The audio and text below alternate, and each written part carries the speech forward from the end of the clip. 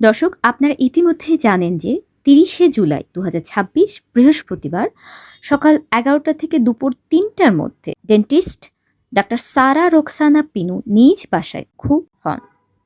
শুরুতে ঘটনাটিকে চুরি হিসেবে সাজানো হলেও কিছু কারণে সন্দেহ হয় নিহতের স্বামী ব্যবসায়ী সোহেল রানাকেই সন্দেহ হয় ডিবি পুলিশের। পরে তাকে গ্রেফতারে রিমান্ডে নেওয়া হলেই মামলার জট একটানেই খুলে যায়। পুলিশের কঠিন রিমান্ডে ভয়ে মুখ খুললেন তার স্বামী, দিলেন গা হিম করা সব তথ্য। দর্শক, আপনাদের সঙ্গে আমি আছি রেবা। সমসাময়িক ঘটনা নিয়ে অনুসন্ধানী ভিডিও তৈরি করে থাকি। ভিডিওটি ভালো লাগলে একটি লাইক দিয়ে চ্যানেলটি সাবস্ক্রাইব করে সঙ্গেই থাকুন। চলুন মূল ভিডিওতে ফিরে যাই। তো দর্শক, এই যে পিনুর স্বামী মোহাম্মদ সোহেল রানা ভালো মানুষটি সেজে প্রথম দিন থেকে ঘুরে বেড়াচ্ছেন, তিনি আদতে কোনো ভালো মানুষই নন, একজন সাংঘাতিক রকমের ক্রিমিনাল। তো দর্শক, রিমান্ডে পিনুর স্বামী মোহাম্মদ মাসুদ রানা কি তথ্য দিলেন তা জানার আগে তিনি কিভাবে, কেন, কোন ভুলে ধরা পড়লেন ডিবির চোখে, সেটা একটু জেনে নেই চলুন। এসআই আবু বকর সিদ্দিক জানান, যেসব কারণে সরাসরি ডিবির সন্দেহ হয় তাকে, তার সবচেয়ে বড় যে কারণটি সেটা হচ্ছে ঘটনার সময় নিয়ে। বলা হয় সকাল 11টা 20 মিনিট থেকে দুপুর 3টার মধ্যে এই ঘটনাটি ঘটে। যে জানালার গ্রিলটি কাটা পাওয়া যায় সেটি পাশের বিল্ডিংয়ের একতলার ছাদ লাগোয়া ছিল। ওই ছাদটি কিন্তু বেশ প্রশস্ত এবং খোলা ছিল এবং এর চারপাশে অন্যান্য আরও বহুতল ভবনের বারান্দা, রান্নাঘর ও জানালা এসবও দেখা যায়। সময়টা যেহেতু দিনের বেলায় এবং ওই সময়টায় যেহেতু মানুষ সবচাইতে বেশি কর্মক্ষম অবস্থায় থাকে, তাই বাইরে থেকে কেউ যদি গ্রিল কাটতো আশেপাশে কেউ না কেউ অবশ্যই দেখে থাকবে। কিন্তু আশেপাশের মানুষকে জিজ্ঞাসা করা হলে তারা জানায় যে তারা কাউকেই বাইরে থেকে গ্রিল কাটতে দেখেননি কিংবা গ্রিল কাটার কোনো শব্দও তারা পাননি। দ্বিতীয় যে গুরুত্বপূর্ণ কারণটি তুলে ধরা হলো সেটা হলো জুতার ছাপ। হ্যাঁ, এই জুতার ছাপই ধরিয়ে দিয়েছে মূল আসামিকে। যে জানালার গ্রিল কাটা পাওয়া যায় তার ভেতরের অংশের বারান্দায় একটি জুতার ছাপ পাওয়া যায়। স্বাভাবিক, এতেই পুলিশের একটা সন্দেহ তৈরি হয় এবং নিহত নারীর বাসায় থাকা একজোড়া জুতার সঙ্গে সেই বারান্দায় থাকা জুতার ছাপের হুবহু মিল পাওয়া যায়। জিজ্ঞাসাবাদে ওই জুতা সোহেল রানার নিজের বলেই তিনি জানান। তিনি তখন জানতেন না কেঁচো খুঁড়তেই সাপ বেরিয়ে আসছে। এরপর গোয়েন্দারা যখন কাটা জানালার বাইরের অংশ দেখতে যান তখন তারা সেখানে কোনো রকম কোনো জুতার ছাপই দেখতে পাননি। এতে সন্দেহ কিন্তু আরও ঘনীভূত হতে শুরু করে সোহেল রানাকে ঘিরে। এরপর নিহতের মেয়ে হাসিন ওয়ামি সাক্ষাৎকারে সাংবাদিকদের জানান, তার মা প্রতিদিন সকালে সে স্কুলে যাওয়ার জন্য যখন তৈরি হয় তখন একবার উঠে তার সঙ্গে কথা বলেন এবং মেয়ের ইউনিফর্ম ঠিক আছে কিনা সেটা একটু দেখেন চেক করে। এরপর তিনি দরজা লাগিয়ে ঘুমোতে চলে যান। কিন্তু সেদিন সকালে মা কিন্তু তার ডাকে সাড়া দেননি এবং মেয়েটি মাকে কোনো রকম নড়াচড়া করতেও দেখেনি। ওই সময় তার বাবা তাকে বলেন মা ঘুমোচ্ছে, পরে এসে দরজা লাগাবে, চলো আমরা বেরিয়ে যাই। দর্শক, এই জায়গাটা একটু ভালো করে খেয়াল করুন।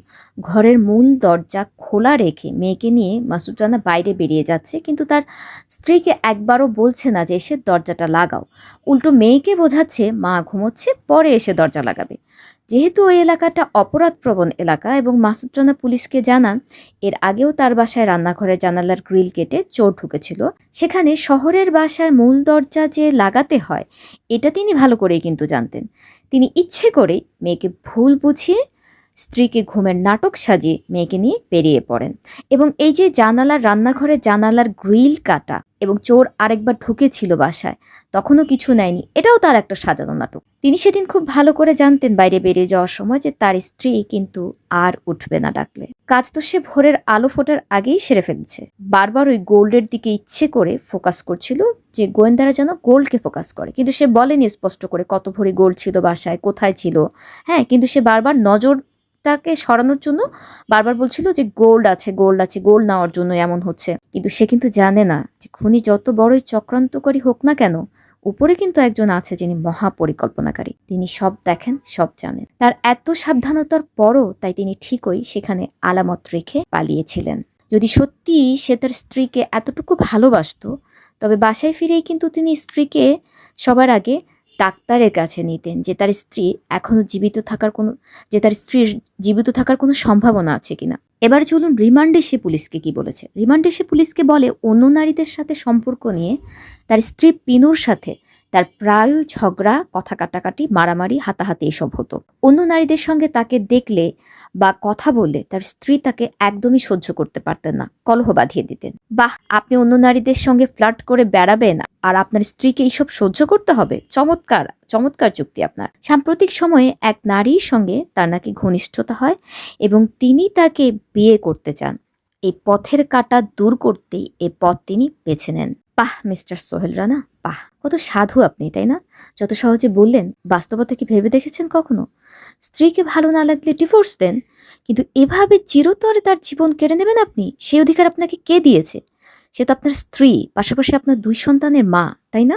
ছোট মেয়েটাকে মাত্র 10 বছর বয়সে মাতৃহারা করে দিলেন, অথচ আপনি তার পিতা। ধিক্কার জানাই আপনাদের মতো পিতাকে।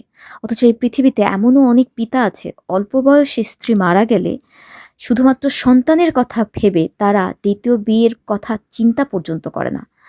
আরেকদিকে হচ্ছে আপনাদের মতো এই নরপিচাসগুলো। পাশের ফ্ল্যাটের ভাবিকে দেখলে টুনটুনে দাঁড়িয়ে যায়, ভিড়ের মধ্যে কিংবা গণপরিবহনে নারী দেখলে ধাক্কা কিংবা চিমটি দিতে মন চায়। আপনাদের কাছ থেকে কাজের বুয়া পর্যন্ত রেহাই পায় না। আপনাদের চোখে নিজের বউর চেহারা ডাইনি আর সবগুলি বিশ্ব সুন্দরী। দেখতে কত সুন্দরী ছিল আপনার স্ত্রী, শিক্ষিতাও বটে, তবু বাঁচতে পারলো না। আপনার যন্ত্রণাই তো বাসায় গৃহকর্মী রাখতে পারতো না পিনু, তাই না? দর্শক, পিনু নিহতের আগে তার বোনকে অনেক তথ্যই দিয়ে যায়। বলে গিয়েছিল, আমার যদি কিছু হয় তোমরা তাকে ছাড়বে না। তার যন্ত্রণায় বাসায় গৃহকর্মী রাখতে পারি না। প্রতিবেশী ভাবিকে জ্বালায়, মেয়ের স্কুলের ভাবিদের পর্যন্ত কুপ্রস্তাব দেয়। কিছুদিন আগে এই মাসুদ রানা স্ত্রীকে মেরে বাসা থেকে বের করে দিয়েছিলেন পর্যন্ত। সেই ঘটনায় বাধ্য হয়ে পরে পিনু থানায় জিডি পর্যন্ত করেছিল। এই লম্পটের কাছ থেকে বাচ্চা দুটোকে রাখা মোটেই নিরাপদ হবে বলে অন্তত আমি মনে করি না। বাচ্চাদের কথা যখন আসছি, তখন দর্শক আরেকটা কথা বলি, ছেলেটার কথা একটু না বললেই নয়। ছেলেটা মায়ের মৃত্যু সম্পর্কে এমনভাবে সাক্ষাৎকার দিচ্ছিল যেন কোনো ফানি মুভি নিয়ে তাকে কোনো প্রশ্ন করা হয়েছে। হায় রে জীবন, কার জন্য আমরা এই ঘর বাঁধি? মায়ার বাঁধনে কাউকেই যে বাঁধতে পারি না। আমার সবচেয়ে কষ্ট হচ্ছে জানেন, 10 বছরের এই ছোট্ট হাসিন ওয়ামিকে নিয়ে। কে জানতো একদিন তার এই ছোট্ট মুখে তার মায়ের নিথর দেহের বর্ণনা তাকেই দিতে হবে সাংবাদিকদের। সে কখনোই একা একা স্কুল থেকে ফিরতো না, সবসময় তার মা তাকে সঙ্গে করে নিয়ে আসতো। কিন্তু মায়ের দিন সে একা একা পথ চলতে শিখে গেল ঠিকই। সেই সকালের খোলা রেখে যাওয়া দরজাটায় সে নিজেই এসে পরবর্তীতে খুলে দেখল তার মায়ের নিথর দেহ। ফিরল সে বাসায় ঠিকই, কিন্তু পেল না তার জন্মদায়ী মাকে। একই দিন তার জীবন থেকে হারিয়ে গেল বাবা মা নামক দুটি পটবৃক্ষ, যাদের কিনা তাকে আগলে রাখবার কথা ছিল চিরকাল। বড় হতে হতে মাকে হারানোর কষ্ট একটা সময় হয়তো তার কাছে ফিকে হয়ে আসবে, কিন্তু সে কি এক মুহূর্তের জন্য ক্ষমা করতে পারবে বাবা নামক নরপিচাসটিকে? দর্শক, এ ব্যাপারে আপনার কি মতামত আমাকে মন্তব্যের ঘরে জানান।